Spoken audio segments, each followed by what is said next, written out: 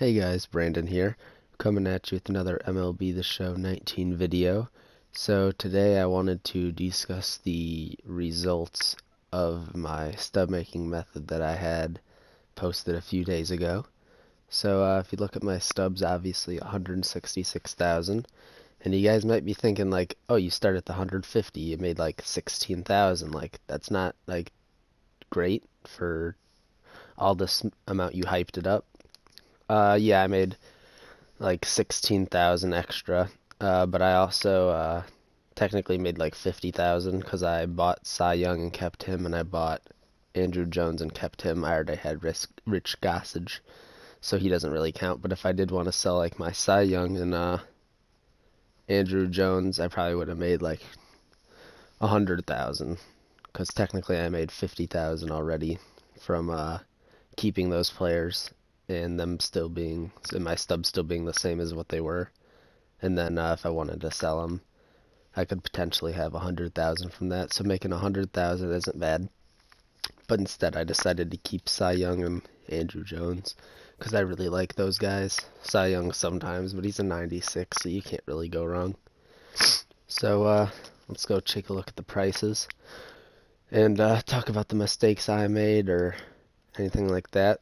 So if you remember from last time, I had one extra Andrew Jones, one extra Cy Young, and 3 extra Rich Gossages. It's just the way how it went, buying them wise. So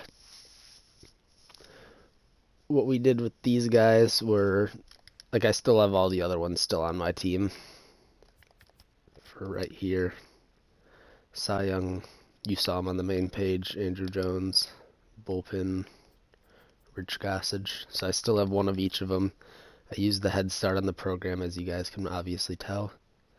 So I gotta get to 300 so I can get a little bit more stubs from that. What are the other guys selling for? See, Madison Bum's still selling for like 130. That's ridiculous for people to be trying to buy them at that point, because I don't think they're gonna stay that high. Obviously, like the last guys, I don't know that they're going down to 20,000, but I don't expect them to stay at 130. So I gotta get on that, sell them, and then buy them back later. So let's start with Cy Young. Cy Young, I sold him for 32,399, and that's like before taxes, so that's not actually what I got. As you can see, 36. So sold him a little prematurely. I didn't know if it would go back down, like, because people would realize that they could still finish it. But good learning purpose is that it didn't go back down. It's still going up in price, so that's always good to remember. For Rich Gossage, I think it's around that point, 34.4. So 34.4, we're about that point. If I did want to hold on to him until like 37, I think it'll eventually get there, but I wanted to make sure I was getting the most stubs, or at least making them back for those players that I did get. So I'm happy to have my 150,000 back. Then to finish it off, we got Andrew Jones. I sold Andrew Jones super prematurely because at the start he was very underpriced for everybody else. We got 27,000.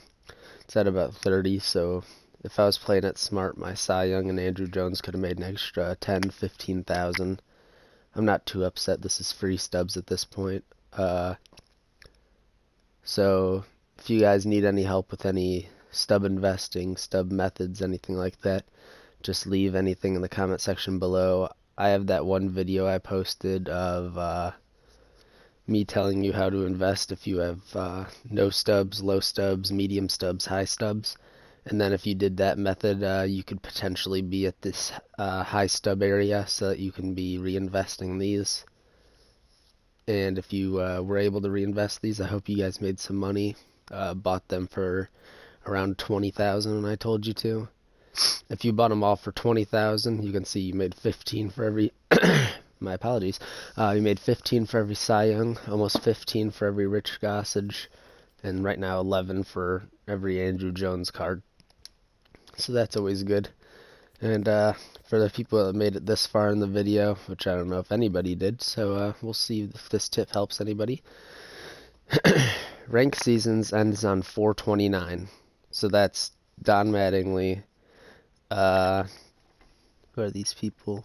Boone and Mathewson. And then if you go to Division Series, you can also get the bat. So if we go here, Christy Mathewson, if you are fortunate enough to have this many stubs, I would try to buy one of these before the, what day was that, the 29th? So that this Christy Mathewson will become completely unobtainable by earning it after that point.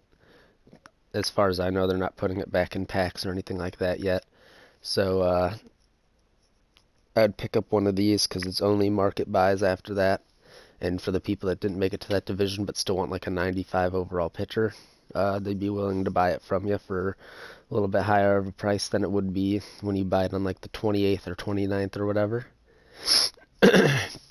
For Don Mattingly, I don't know that I'd recommend buying them. If I saw like a card that I needed, I'd probably go for Eddie Murray over Don Mattingly anyway for first base. So I don't know that his demand will be that high just because he's not that great of a card in my opinion. But if you guys think that people would try to buy it from you, go ahead. Then we got Brett Boone. Also, he's a mediocre all-around player. If you guys wanted to try to buy him and sell him to people, that'd be cool. He is second base, so there's not that many great second basemen, so there's a chance people would want to buy it from you from a little bit higher than what you bought it for. But once again, that's up with you. I'll probably buy one I'll probably go with two of these just in case. One for myself, so I can have another 90 in the bullpen as a starting pitcher.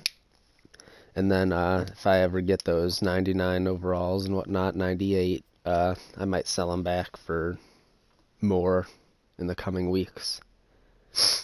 And then for the last thing I got here is a diamond. Yeah, diamond. That bat I showed you earlier had like some eyeballs on it. This one's going pretty low. The good thing is there's only 5 buy orders, or I guess technically 5 sell orders that you can buy.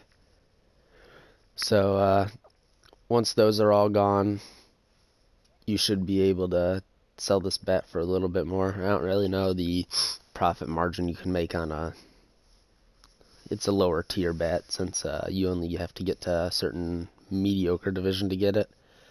I'm not quite there, so I can't really call it a mediocre division. I also haven't played that many ranked seasons, but yeah, so if you wanted to try to do this and you didn't have a whole lot of stubs, you won't be able to get it except for from the market after the 29th. So if any of this helped you, I'd appreciate you guys subscribing. If you need any help in the comments, just leave me a comment and I'll try to get to it as soon as possible. I'm not always on there, but I will answer everybody, hopefully in a timely fashion.